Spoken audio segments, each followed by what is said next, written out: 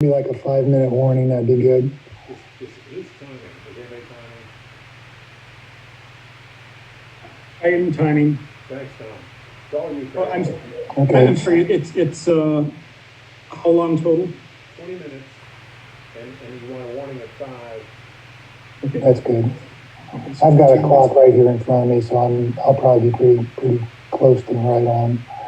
My name is Craig, and I'm a compulsive overeater, and I've been in OA for quite a while. I pretty much do what the big book describes as what it was like, what happened, and what it's like now. Qualifying, I have been in OA almost 25, or just a little over 25 years. My abstinence date is January 1st of 1995. So I have almost 25 years of abstinence. I'm maintaining between a 65 and 70 pound weight loss for a majority of that time. Probably it took about a year and a half to get the weight loss that I have currently. What brought me here was insanity, of course, with my food. I had struggled my childhood, my my my life was I was pretty much just a heavy kid.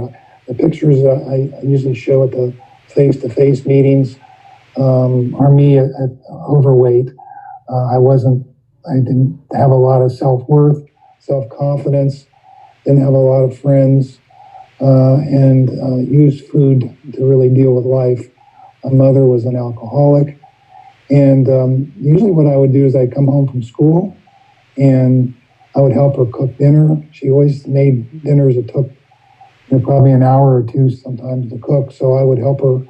And of course, that meant that I was eating while I was preparing meals, and that's kind of a behavior that was very common to me throughout my life until OA.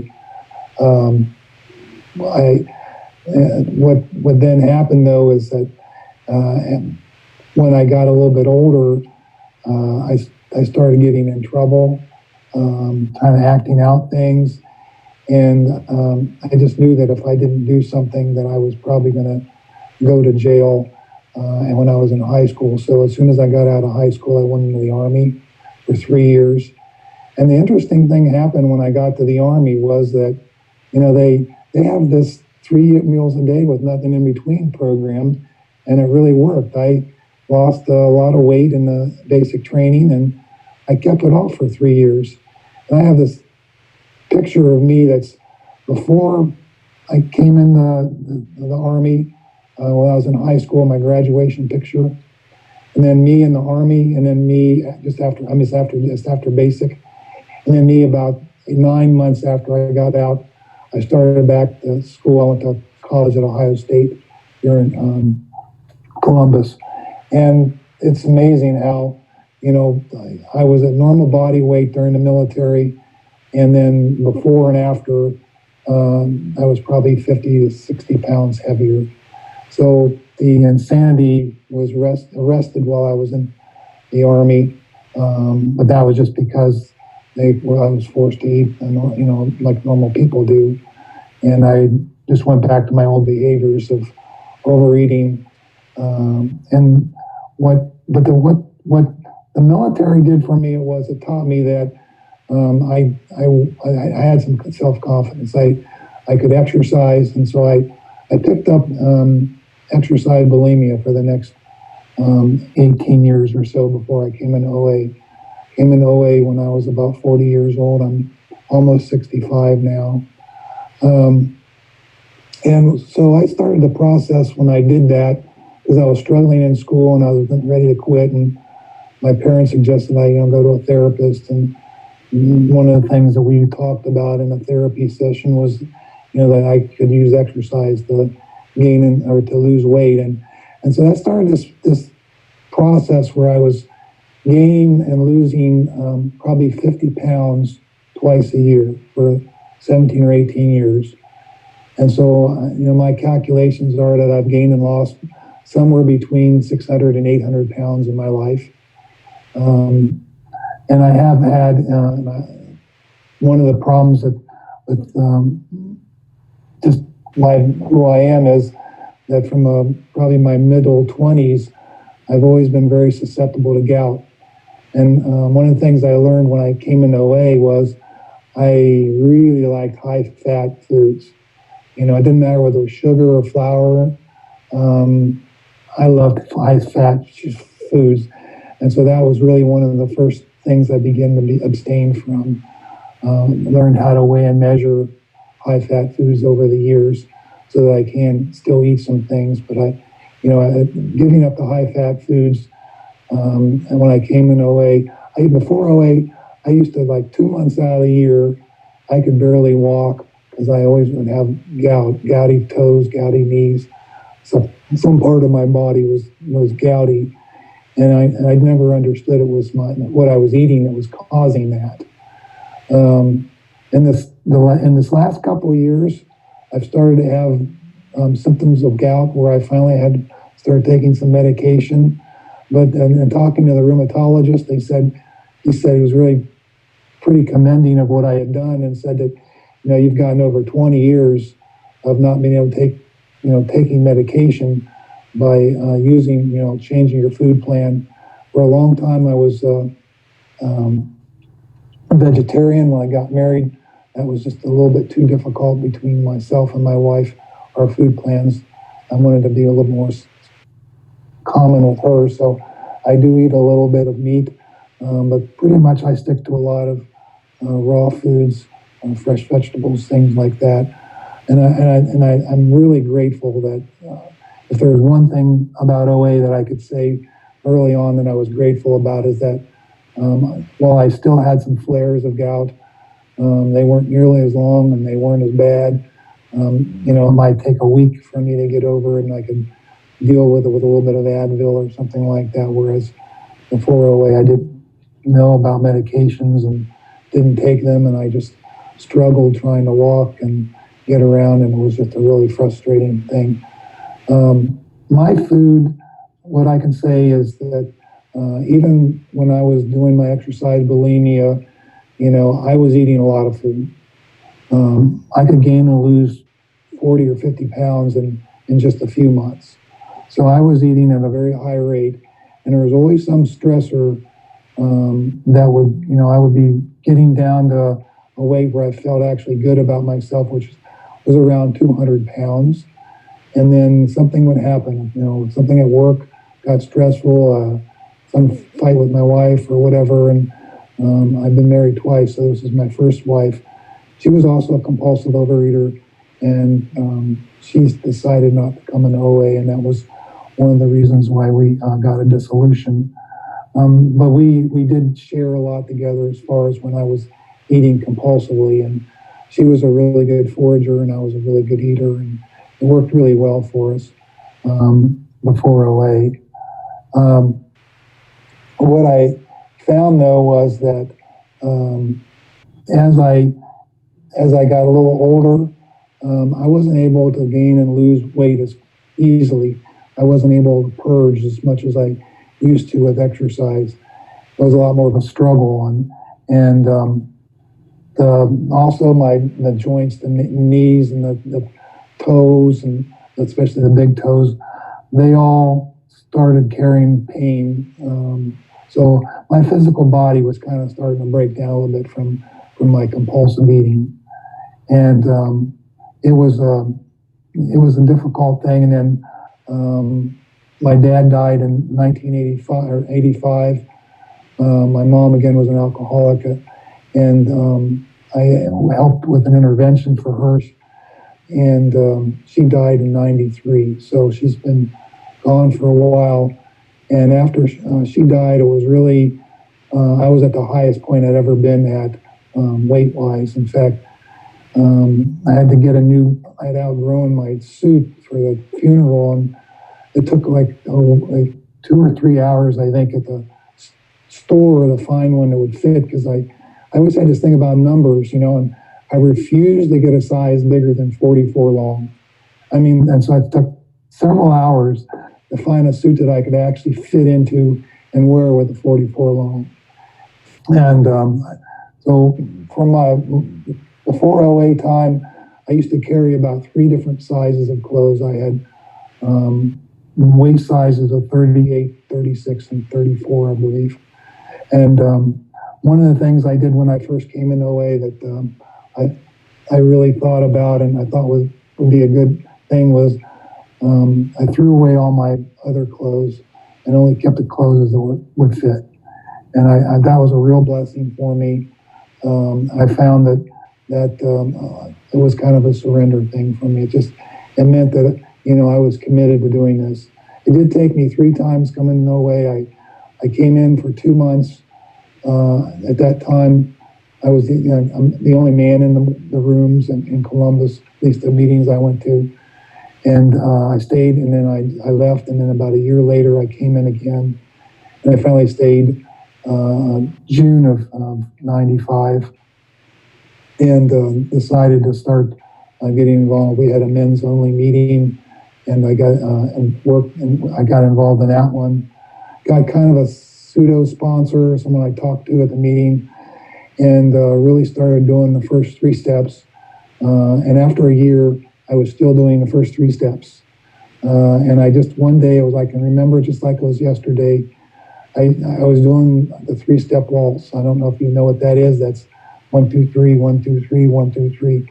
And I just had this thing, and it came to me when I was doing my prayer and meditations. I was doing the 3rd step prayer and surrendering all that, but I really wasn't using a sponsor, and I was fearful of the 4th step, and I just knew that if I didn't start working the rest of the steps, I was going to leave.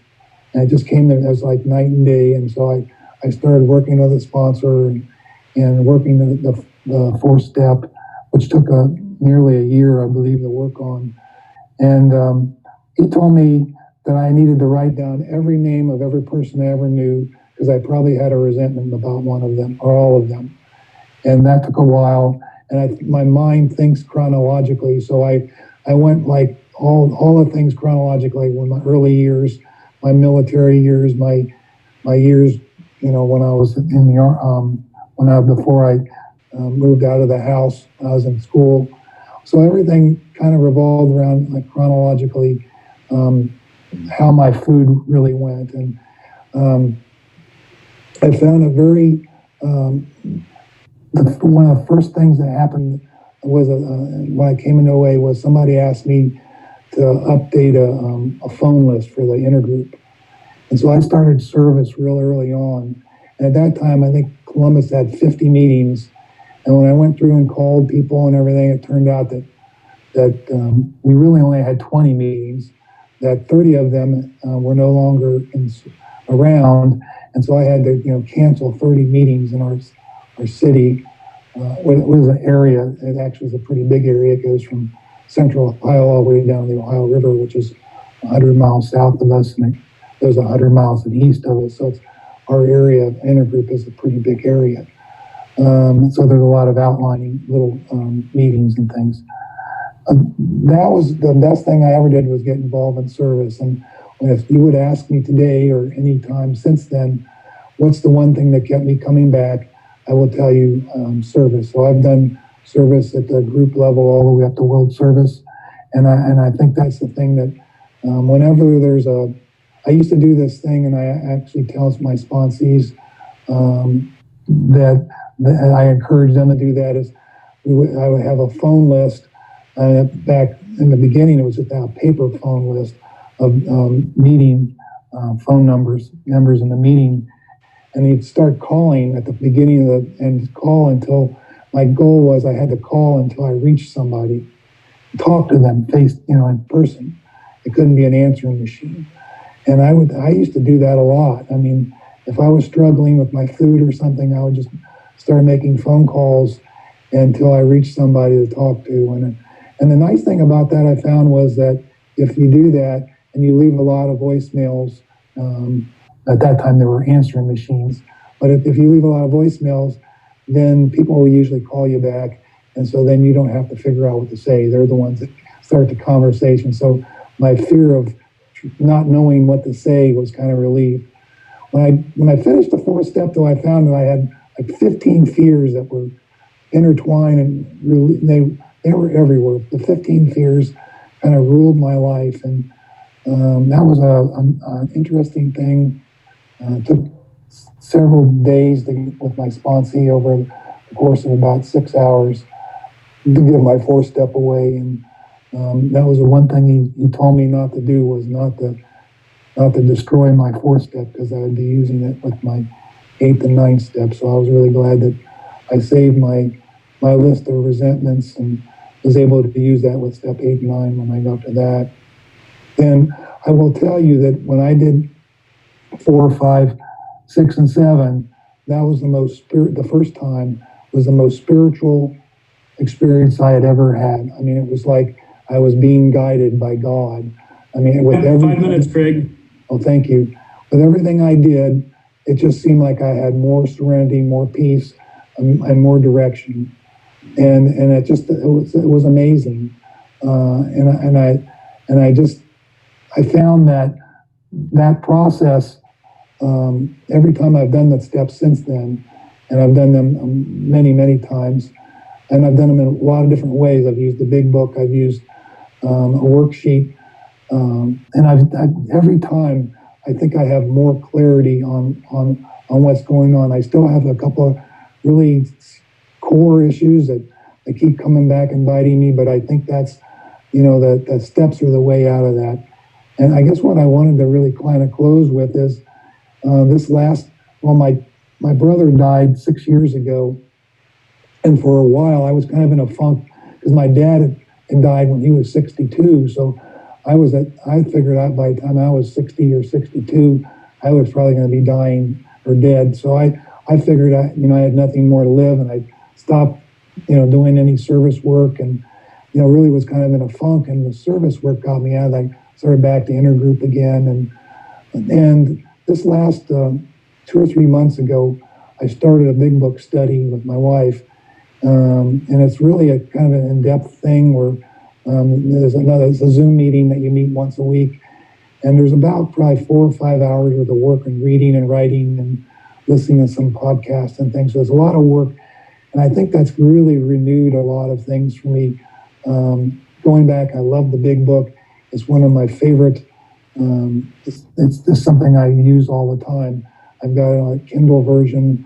I've got multiple paper versions. And so that's the thing I would encourage all the newcomers, is to really, get involved in learning what recovery really is. And that's, there's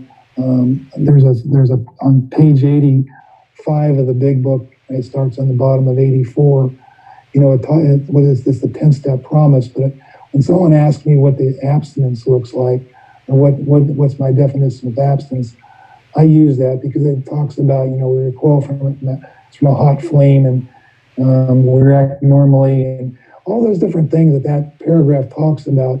And the last part, it says, as long as we remain fit spiritually. And I think that's the thing I think is so important, is that in the beginning of the 9-step promise, it says that the spiritual life is not a theory, we have to live it. So it's that daily maintenance, the daily reprieve, contingent on the maintenance of my spiritual condition is the only thing I have. And if you told me when I came into OA 25 years ago, I had to do this for the rest of my life, I would probably quit. But I guess the last thing I'll say is, when I was at the World Service Convention in Cleveland a couple of years back, I was at this old timers meeting, and they asked a question with a panel. They said, how did you get so many years of abstinence in OA? And the lady was very simple. She says, I just started coming one day at a time until I got old, and that to me is just that's the beauty of this program. You just, you keep making new friends, and you keep on, no matter how difficult it gets.